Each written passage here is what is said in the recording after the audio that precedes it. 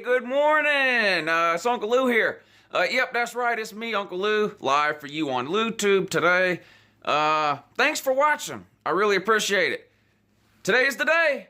It's finally here. The official college football playoff rankings are going to be released tonight around 7 or 7:30. Now, I've been doing my poll all season long, every week. Was doing it on Fridays for a while, then moved it to Tuesdays. And Tuesday's a good day to do it, so I'm going to do it again now. So this will be Uncle Lou's official first college football ranking coming out today. Now, when I've done these polls in the past, I've started at number 10 and worked my way to number 1. I'm going to do it in reverse this time. No sense in doing it the other way. I'm going to start off at number 1 and work my way down to number 10. There's no way to do this poll without some fan base feeling pissed off, and I get it, and you know, that's just the nature of polls or rankings. There's nothing I can do about it. No matter who I put where, somebody's gonna feel slighted. Some fan base is gonna be slighted, not just on the poll I do, on the AP poll, on the coaches poll, on the official playoff ranking that comes out tonight. That's just the way it goes. I'm gonna do my best to explain why I have each team where I do. And I'll go into some detail on some teams as to why and things like that. Keep in mind, you know, there's still, most teams still have 4 games left.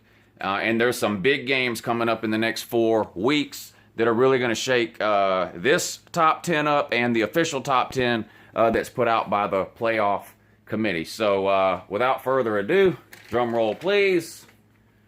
Thank you. Here it is, the official poll. There it is. Did you see that? Thanks for watching. No, I'm just kidding. All right.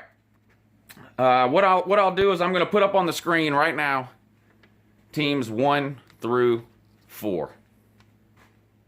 Here it is. All right. UGA number 1. I'm going to get the homer comments. I get it. And if you want to make an argument for Alabama, there's a case to be made. Okay, but I've got UGA 1, Bama 2, Notre Dame 3, Clemson 4. All right, I'm going to do my best to explain my thinking here, okay? It's pretty common knowledge that Georgia or Alabama is going to be number 1 in the official poll when it comes out tonight. You really can't make a case right now for any other team to be number 1. It's Georgia or Alabama. So how did I come up with Georgia 1 and Alabama 2? Well, it's really not that hard to decide in my mind, and the reasons that I'm going to give you here is the same reasons why I think Georgia will be number 1 in the official rankings that are released by the playoff committee tonight. They're both undefeated, okay? 8-0. All right, so nothing to separate there. Best win, Georgia, and it's not close, okay? Georgia has a road win against the currently 5th ranked team in the AP poll, Notre Dame. So Alabama does not have a win anywhere that can come close to that. They don't have a win over any currently ranked team. You have to give UGA the edge on best win. Okay, now it's not Alabama's fault that the teams they played have been bad. Georgia's played some bad teams too, and Bama has blown out almost everybody they've played with the exception of Texas A&M. Georgia has blown out everybody we've played with the exception of Notre Dame. Notre Dame obviously better than Texas A&M. The road win at Notre Dame is just better than any win Notre Dame currently has. Now, Notre Dame's got some ranked games coming up. LSU, Mississippi State, and Auburn. So, you know, that will all almost even out in the end. And on top of that, it really doesn't matter because Georgia's winning the East. So if Alabama can get through these next 3 weeks, they'll get a chance to knock Georgia off regardless of what the rankings say today. But I just don't see how you can make a case. I don't personally see how you can make a case to put Alabama number 1 last year. These playoff rankings are supposed to be for this year only. It does not matter that Alabama's in a dynasty. It does not matter that, you know, they've won all these titles the last few years. None of that is supposed to matter in these playoff rankings. If you look at just this year and the team's entire body of work, I feel like you have to have UGA ranked ahead of Alabama at this point. They just have a better win. That Notre Dame win is just a better win. You can say Notre Dame's overrated. You can say whatever you want to say. The point is, Notre Dame is undefeated except against the University of Georgia, and they've blown everyone out. Okay, they're like the 4th or 5th best rushing team in America. They're the 300 and something yards a game rushing. Of course, UGA held them to 70 something. I'm like, yeah. Shut them down. But anyway, that's neither here nor there for the purposes of this conversation. I just feel like Georgia deserves to be ranked number 1 in this first poll. Obviously, that could change going forward. That's the best explanation I can give you of why I've got it that way. All right. Notre Dame, I've got it 3rd. I think Notre Dame has the best loss of any team. I think Notre Dame's loss is better than any other one-loss team's loss. I know there's cases to be made for other teams here, okay? But Notre Dame, they've played a tough schedule. They've got some tough games coming up against an undefeated Miami. They play Stanford. So by no means an easy road left for Notre Dame, but they've handled business so far, with the exception of a 1-point loss at home to UGA. I feel like right now Notre Dame deserves to be ranked 3rd because they have the best loss of any one-loss team, with their loss coming to the number 2 ranked team in every poll you look at. AP, coaches, whatever. The playoff poll that comes out tonight, Georgia will be at worst number 2. So no matter how you look at it, no matter which poll you look at, Notre Dame's only loss is to the highest ranked team of any of the other one-loss teams. Current ranking, okay? Doesn't matter. Listen, it doesn't matter that Florida State was ranked number 3 when Alabama played them. That doesn't matter. That was a preseason ranking, okay? That was before anyone saw how terrible Florida State was, okay? So the Alabama argument that we beat the number 2 or number 3 team, whatever, Florida State, holds no water. What holds water is current rankings. Doesn't do any good to beat the number 3 team in week 1 when when it's just a meaningless preseason guess, really. That means nothing compared to beating a team that in week 9 of the college football season is currently ranked 5th, like Notre Dame. Anyway, I'm getting back off topic here. But that's why I have Notre Dame 3rd. I have Clemson 4th. Now, they have a bad loss at Syracuse. There are other one-loss teams that have better losses than Clemson does. And this spot is tricky. And look, it's always hard to choose the 4th team in these playoff polls. 4, 5, 6. The teams I have 4, 5, 6, and 7 really could make a case. Well, maybe not 7, but 4, 5, and 6 could make a case to be here at number 4. I had to try to differentiate these teams some kind of way. The playoff committee has said openly multiple times in every year that they've been doing their ranking, the playoff committee has stated that they will take injuries into account, okay? So regardless of what you think about Clemson's loss to Syracuse, the reality of the situation is their quarterback went down in that game, and they ended up losing a close game. I feel like if the playoff committee is willing to take that into account, then I have to take that into account in my poll. So that's what I did. That's why I have Clemson ahead of some of these other one-loss teams, and there's even another undefeated team on here that we'll get to in a minute. So there's your top 4, UJ, Bama, Notre Dame, Clemson. All right, now let's do 5, 6, and 7 because these all kind of tie into each other. So here you go. Here's 5, 6, and 7.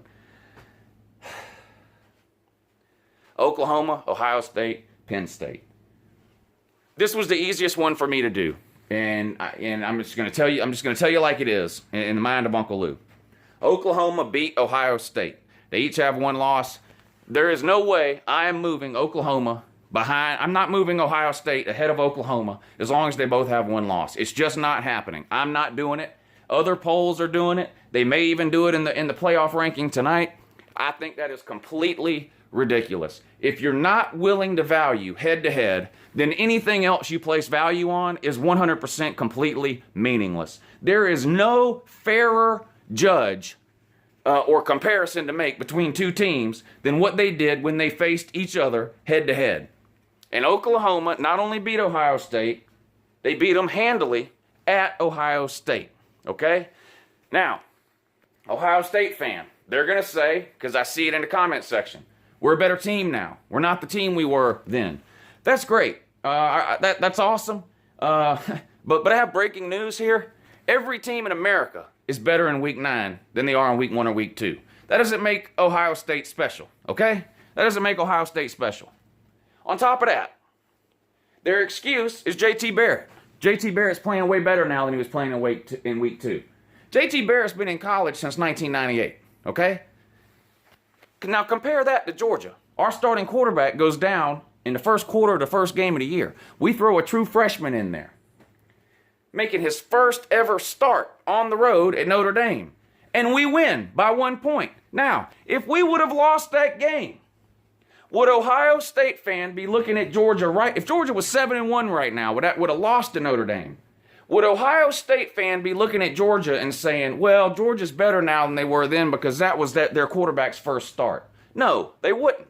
So why am I going to give Ohio State the benefit of the doubt when it comes to JT Barrett when the guy's been there since Jimmy originally cracked corn? This guy's been in college forever.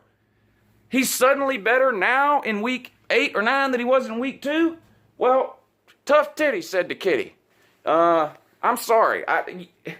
College football has the best regular season of any major sport in America, and it's not even close.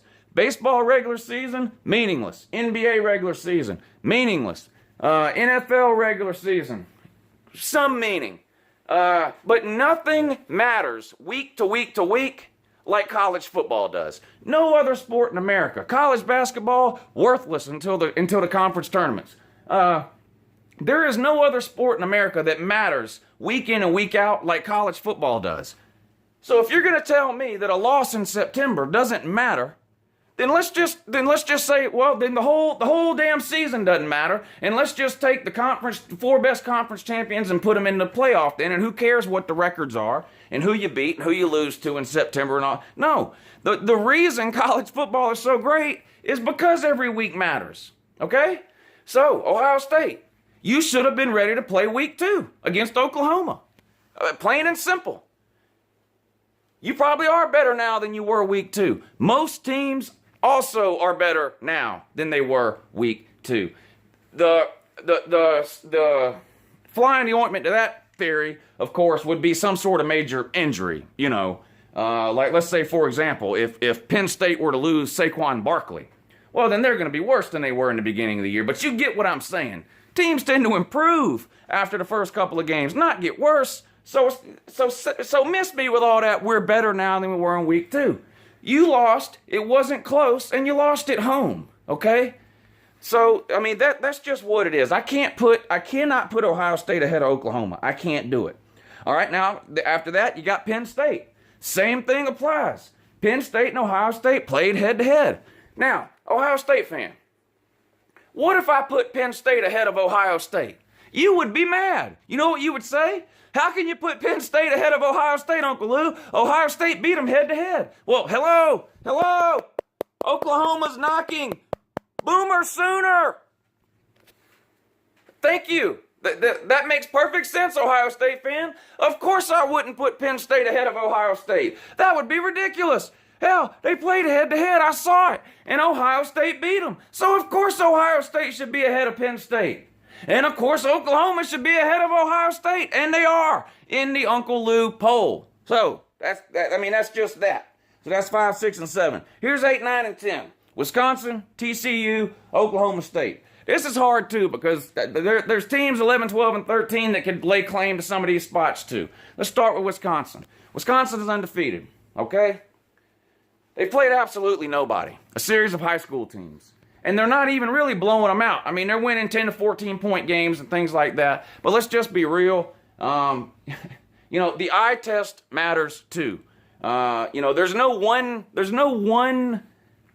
thing to look at that just supersedes and overrules everything else. In other words, it's not only your record. It's not only who you've beat. It's not only who you've lost to. It's not only head-to-head. All of these things you have to get factored in, okay? So, Wisconsin, undefeated, sitting at number 8, haven't played anybody. And to be honest with you, and ask yourself this, would Wisconsin beat any of these teams I have ranked ahead of them? Any of them? No. They wouldn't. Wisconsin's going to go undefeated in the regular season, so they'll probably move a little bit further up this poll as some of these other teams get knocked off. They'll move a little bit further up, but if Ohio State wins their division, Wisconsin's not beating Ohio State. If Penn State somehow wins that side of the division, Wisconsin's not beating Penn State. I mean, let's just be real. If you guys have watched any football at all, then you know Wisconsin is just not an elite team. So they're sitting at number 8 because they're undefeated, but that's just sort of what it is. TCU, boy, what does Iowa State do? I can't figure Iowa State out now. They got 2 losses to not very good teams. Then they go and beat TCU and Oklahoma. Now, Oklahoma's looking at TCU and going, thank you, because that makes Oklahoma's loss look a little bit better. Still no excuse for Oklahoma to lose to Iowa State at home on homecoming, but they did. But it makes it look a little bit better, I guess. TCU goes out now and loses to Iowa State. The Big 12 is just a mess. These teams are going to knock each other off. Oklahoma still has to play Oklahoma State. And TCU still has to play Oklahoma State. And then you're going to have a Big 12 title game that's going to involve some combination of those teams. So it looks like the Big 12 is probably getting left out of the playoff. And if Oklahoma were to run the table and win the Big 12 title game, it's possible they could sneak in at the 4th spot. It's going to depend a lot on what happens these next couple of weeks, though. And, of course, Notre Dame's to fly in the ointment. They don't play a conference championship game. And then at Oak State, rounding out the last 10. There's other teams you can put here if you want to put, you can put Miami here if you want. You might even could put Virginia Tech there.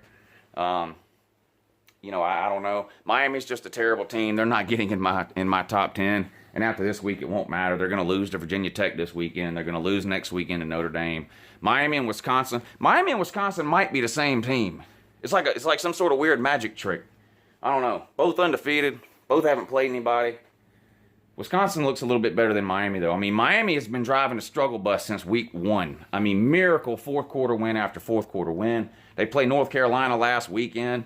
North Carolina has the ball. They're driving down the field for the go-ahead score at the end of the 4th quarter. Miami forces a turnover. I think Miami forced 4 turnovers in the second half of that game.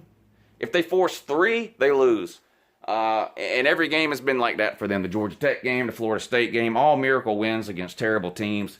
And the struggle bus is about to catch some flat tires in the next couple of weeks against Virginia Tech and Notre Dame. So just forget about Miami. They'll finish with 2 losses. It's just that simple. It has to be. So there it is. That's the top 10. I know there's plenty to argue about there, and I get it. If you want to tell me I should have put this team here and that team there, that's the great thing about these polls and these rankings. They're subjective no matter how you do it. You can use objective criteria, but in the end, it's a subjective human ranking. But UJ's number 1, though. Have a great day.